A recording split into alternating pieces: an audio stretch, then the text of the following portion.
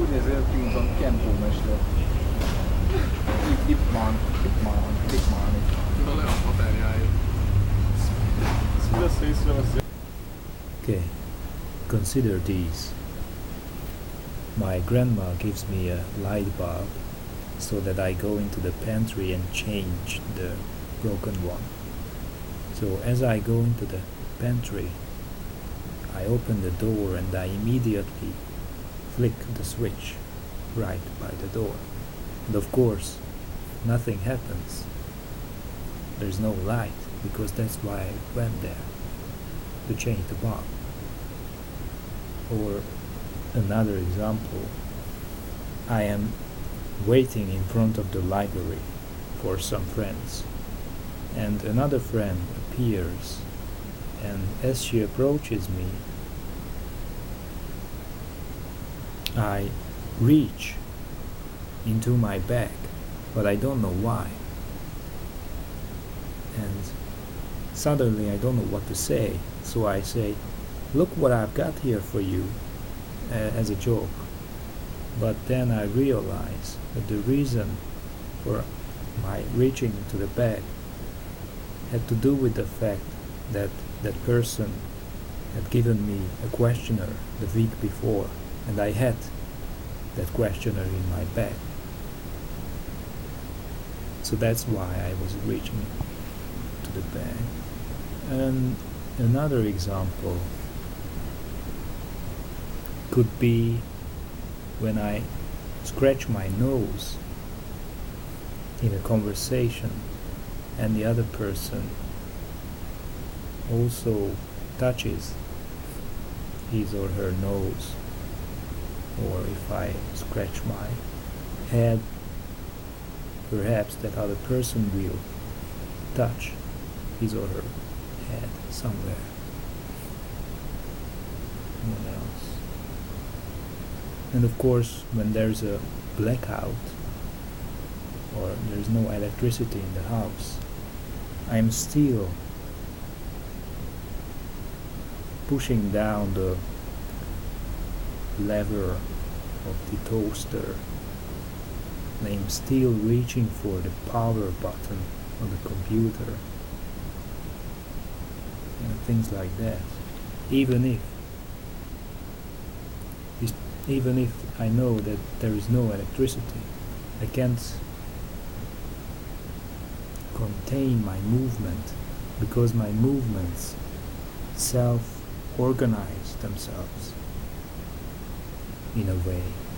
And so this is what I would like to talk about. This is why I brought up these examples, because all these examples show how our bodies are ahead of us, in a sense, because our movements are always self-assembling themselves, and we are caught up in our movements as they self-assemble themselves according to the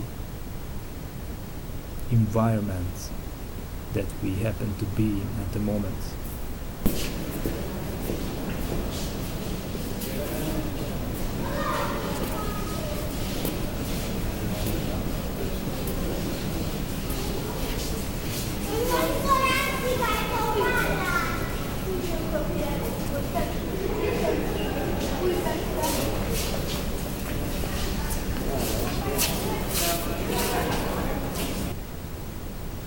So there is momentum that carries me through my body, and momentum which is engendered by the dynamics of my interaction with my environment, which environment is always fraught with constraints or structures.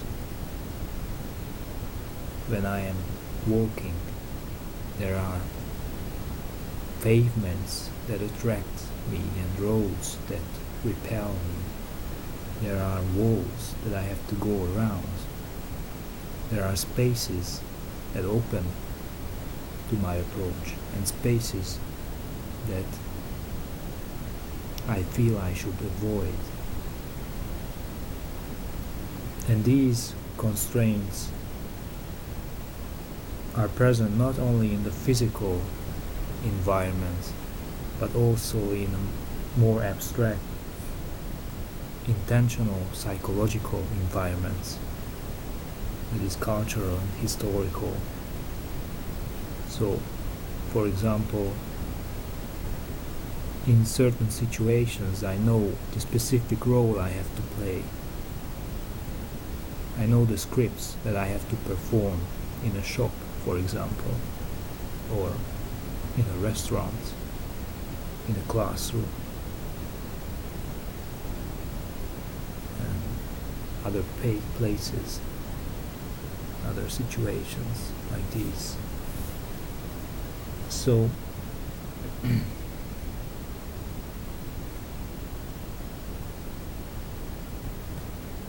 as in robotic science, there is a notion called passive dynamics, which is basically the idea of a robot exploiting the momentum of its swinging limbs and the dynamics of its interaction with its environment.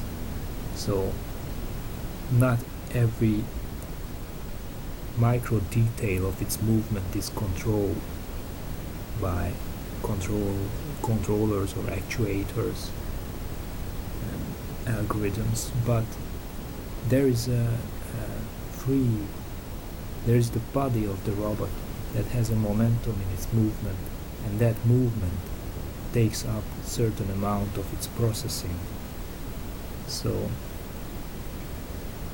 in a similar way, or analogously, I would say, we are caught up in a passive dynamic interaction with our world, where the structures we perceive around us, the structures we internalize as we grow up in a society or culture, those structures will provide the direction and the momentum, the way that our movements will unfurl or unfold. Bizonytalanságból fakadó információhiányt, és elkezdenek arról spekulálni, amely aztán rájátszhatnak.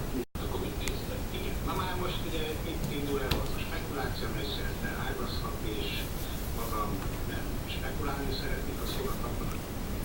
So action does not belong solely to me as a human agent, but it's an accomplishment that I achieve with the help of objects and external structures and constraints, like the road and the pavement, the door and the window, the table and the chair, the cup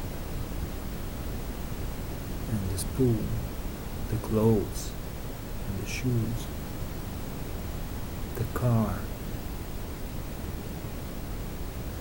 and the bike, and more abstract structures like the norms that I internalize, and the values that the society holds dear. So action is a partnership among beings like me, a human being, and beings like this and this, so-called inanimate beings, cultural habits or traditions, and